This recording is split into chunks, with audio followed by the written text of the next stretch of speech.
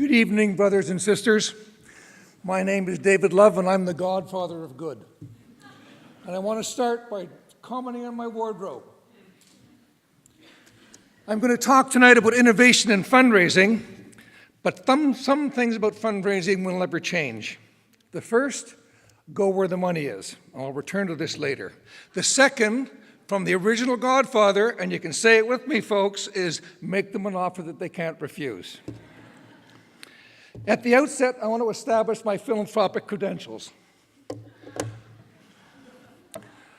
These are my great-grandfathers. On your left, my great-grandfather on my mother's side, an earnest stock boy who went on to spearhead the Toronto General Hospital. His name was Joseph Flavel. On your right, my great-grandfather on my father's side, an athletic farm boy who built the first TB sanitarium in Canada. His name was William Gage. They were both knighted for their philanthropic work. Philanthropy, my friends, courses through my veins. I want to talk to you about innovation in fundraising, an art which desperately needs it because the stakes are high and because the old ways don't work. Innovation so infinite potential to make our donors' dreams come true. And that's what philanthropy does. It inspires us to make ambitious, outrageous, inspiring dreams come true. Let's go back to my great-grandfathers for a moment. Sure, they contributed a lot of money, but they also raised boatloads of it. For the most part, they relied on basic human traits which served them well. Traits like guilt, obligation, peer pressure. They convinced their colleagues that they should give money away and be done with it. And it worked, and it still does, but not like it used to. Our donors today, bless them, and I dare say, I hazard I'm talking to a room full of donors now, bless you, want, demand, and deserve more. Fundraising is being reinvented. Right now down the street, about 1,000 fundraisers are getting together to learn to innovate at Canada's premier fundraising conference. I'm going to talk about 4 innovations which have changed the way we raise money to make dreams come true. The first innovation centers on you, on the millions of individual donors in Canada who contributed $9 billion in 2014. In the early 90s, I read a book called Relationship Fundraising by a charming young Scot named Ken Burnett. Ken's thesis was that fundraising was not about the organization or even the cause. It was about the donor. You can't imagine what a shock that was to me. A fundraiser not by choice, but because it was the skill I brought to my cause, healing the natural world on which we all depend. Being skeptical, I tested Ken's idea. Would I raise more money by talking about my donors? The answer was a resounding yes. When I talked about our shared values, when I told and invited stories, and when I thanked people quickly and passionately, World Wildlife Fund raised lots more money.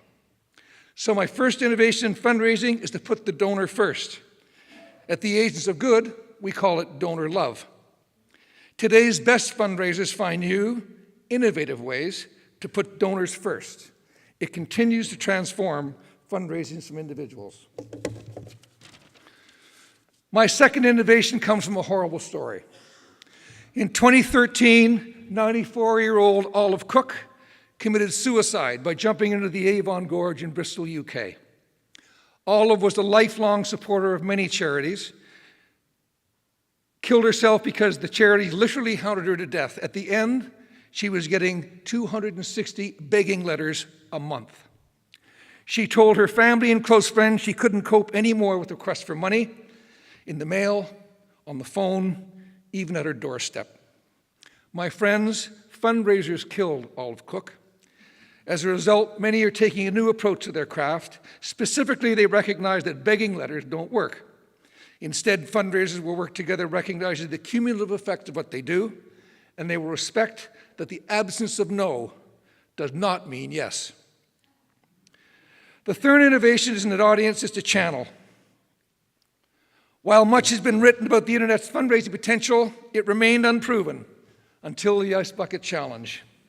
No doubt some of you got coldly wet, and the results for ALS were stunning.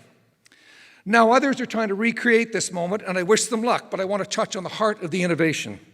It was that this simple gesture released the philanthropic spirit in people everywhere. My friends, we are born philanthropic. We are destined to make our dreams come true if we can think about others and not worry about whether we will survive. This spirit flows through us looking for a way out. The internet-driven ice bucket challenge let philanthropy burst out across the country.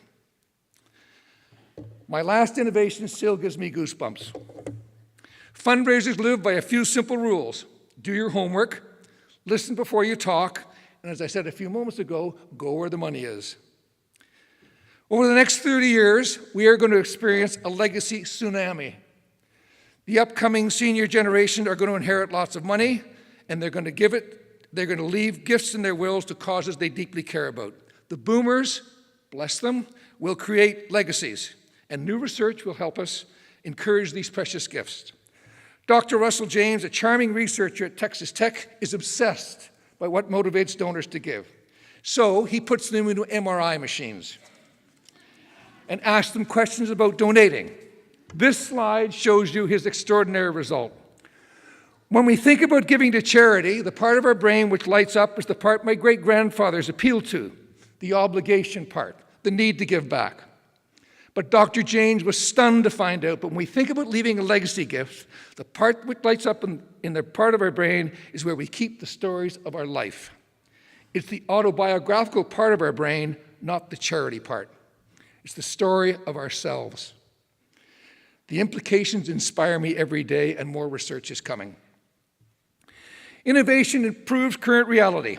A better car, a better ice cream, a better toothpick. Innovation in philanthropy means philanthropy can be better.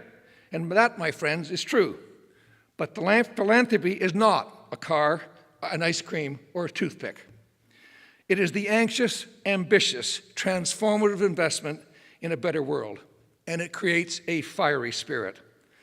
That spirit fills this room tonight, and as we leave, let's all recommit to philanthropy, to making our dreams come true. Sure, we can do better, but we're doing our best, and we're learning as we go. There's nothing we would rather do, and nothing our ailing world needs more. Thank you.